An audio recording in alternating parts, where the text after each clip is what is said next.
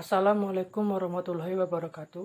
Nama saya Jaki Chandra Ramadan dengan NIM 21206031440, jurusan Perbankan Syariah SPS 4. Saya ingin menjelaskan sebuah materi tentang siklus perusahaan dagang, yang mana perusahaan dagang adalah perusahaan yang kegiatan utamanya membeli, menyimpan, dan menjual kembali barang tanpa memberikan nilai tambah atau mengubah bentuk barang dagang tersebut. Menurut Wibowo dan Abu Bakar Arif, definisi perusahaan dagang ialah perusahaan yang membeli barang untuk tujuan menjualnya kembali tanpa mengubah bentuk atau sifat barang secara berarti. Ada pula karakteristik perusahaan dagang. Yang pertama, memperoleh laba dengan jalan menjual barang dagangan yang melebihi harga pokok penjualan dan biaya penjualan, sehingga sumber pendapatan utama perusahaan dagang adalah pendapatan penjualan. Yang kedua, membeli barang untuk tujuan menjualnya kembali tanpa mengubah bentuk atau sifat barang secara berarti. Yang ketiga, barang dagangan berupa barang konsumsi atau barang produksi dan bahan baku untuk produksi.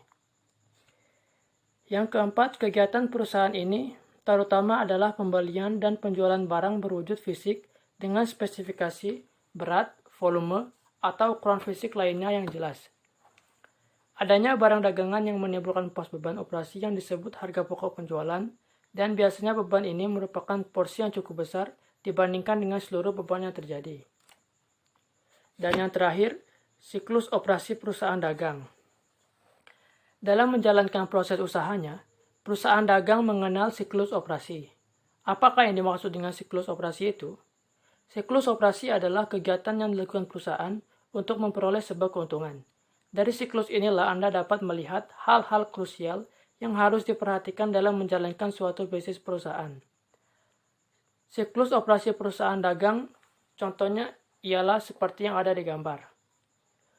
Perputaran siklus operasi dari kas, membeli persediaan, menuju barang diterima, persediaan barang dagangan, penjualan persediaan ke barang dikirim, penjualan kredit ke piutang usaha, penagihan, ketagihan dikirimkan, menerima kas, dan kembali lagi ke kas.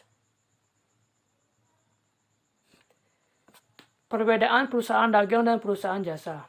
Perusahaan dagang dan perusahaan jasa memiliki beberapa perbedaan. Yang pertama dari wujud barang mereka. Perusahaan dagang berwujud fisik, sedangkan perusahaan jasa berwujud non-fisik. Siklus operasi perusahaan dagang dan perusahaan jasa juga berbeda. Adapun gambar siklus operasi perusahaan dagang dan perusahaan jasa seperti berikut.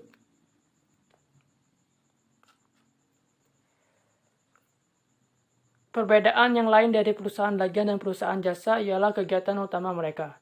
Perusahaan dagang, kegiatan utamanya membeli dan menjual barang dagangan dari pemasok. Sedangkan perusahaan jasa, kegiatan utamanya ialah memberikan jasa kepada pengguna jasa.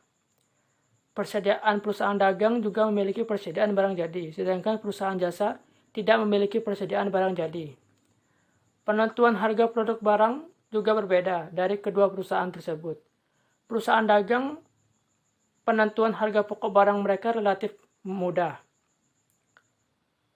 Sedangkan perusahaan jasa tidak perlu menentukan harga pokok barang.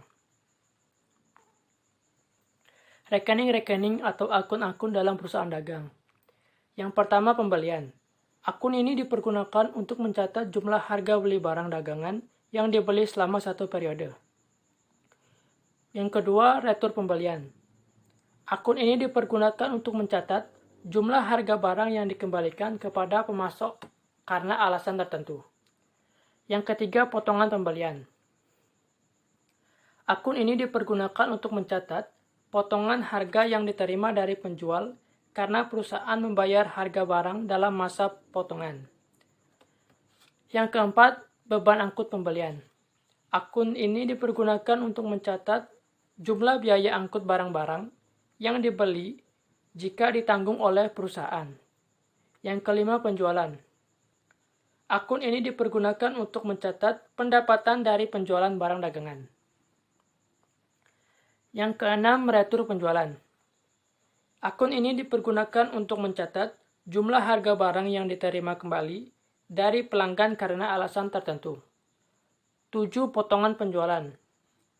Akun ini dipergunakan untuk mencatat jumlah potongan tunai atau cash discount yang diberikan kepada pelanggan karena dia membayar dalam masa potongan sebagaimana tertera dalam syarat pembayaran. Yang ke-8, beban angkut penjualan. Akun ini dipergunakan untuk mencatat jumlah beban pengangkutan barang-barang yang dijual yang ditanggung perusahaan. 9. Utang dagang. Akun ini dipergunakan untuk mencatat timbulnya utang dagang dan pelunasan kewajiban atas pembelian secara kredit. Yang ke-10 dan yang terakhir, piutang dagang. Akun ini dipergunakan untuk mencatat timbulnya piutang dagang dan penerimaan pelunasan piutang atas penjualan secara kredit. Mencatat transaksi ke buku jurnal umum. Contoh penulisan transaksi ke buku jurnal umum ialah seperti berikut. Penjualan tunai, pencatatan transaksinya, kas ditulis di debit, dan penjualan ditulis di kredit, dengan nominal tertentu yang sesuai.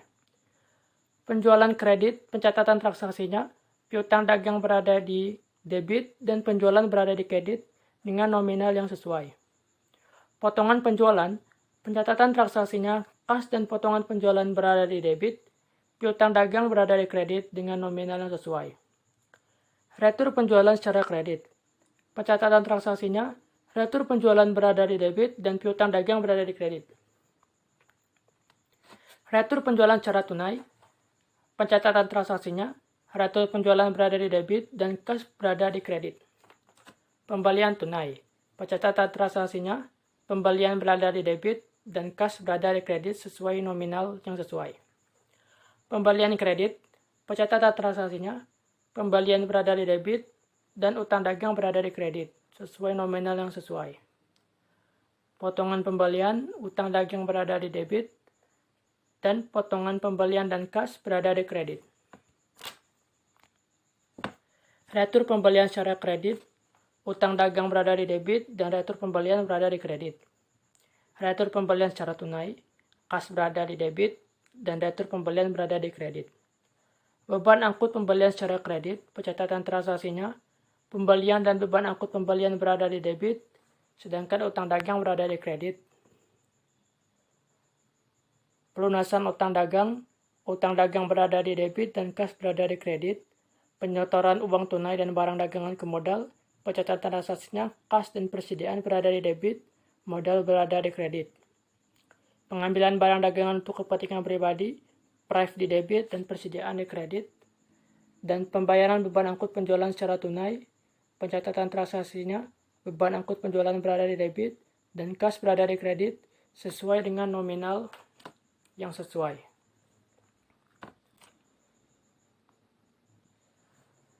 Jurnal penyesuaian. Setelah buku jurnal umum dan neraca saldo disusun, dibuatlah jurnal penyesuaian. Prosedur penyesuaian merupakan prosedur pada akhir periode untuk menyesuaikan akun-akun yang belum menyajikan informasi yang paling up-to-date. Jurnal penyesuaian dibuat pada akhir periode akuntansi untuk memastikan bahwa yang pertama, pendapatan diakui pada periode terhimpunnya pendapatan tersebut, dan yang kedua, beban diakui pada periode terjadinya. Rekening-rekening yang harus dibuat di jurnal penyesuaian. Jurnal penyesuaian pada perusahaan dagang meliputi penyesuaian seperti pada perusahaan jasa, ditambah dengan penyesuaian untuk mencatat beban pokok penjualan. Selain dengan pendekatan beban pokok penjualan, ada alternatif lain untuk membuat jurnal penyesuaian, yaitu menyesuaikan akun persediaan. Pencatatan jurnal penyesuaian metode periodik. Ikhtiar laba rugi di debit, persediaan awal di kredit. Untuk membebankan biaya perolehan persediaan awal sebagai beban yang nantinya akan ditutup ke akun ikhtisar laba rugi. Persediaan akhir di debit, ikhtisar laba rugi di kredit. Untuk mencatat biaya perolehan persediaan akhir dan mengakui sebagai pengurang beban pokok penjualan. Jurnal penutup. Setelah laporan keuangan disusun, selanjutnya membuat jurnal penutup. Jurnal penutup dilakukan untuk menutup akun temporer bersaldo debit, untuk menutup akun penjualan, dan untuk menutup saldo laba ke akun modal. Setelah jurnal penutup diposting, semua akun nominal menjadi saldo nol. Hanya akun set, kewajiban, dan modal yang masih bersaldo karena akun-akun tersebut tidak ditutup.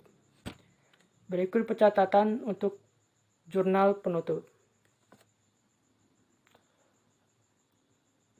Contoh digambar untuk menutup akun temporer bersaldo debit. Dan berikutnya untuk menutup akun penjualan dan untuk menutup saldo laba ke akun modal.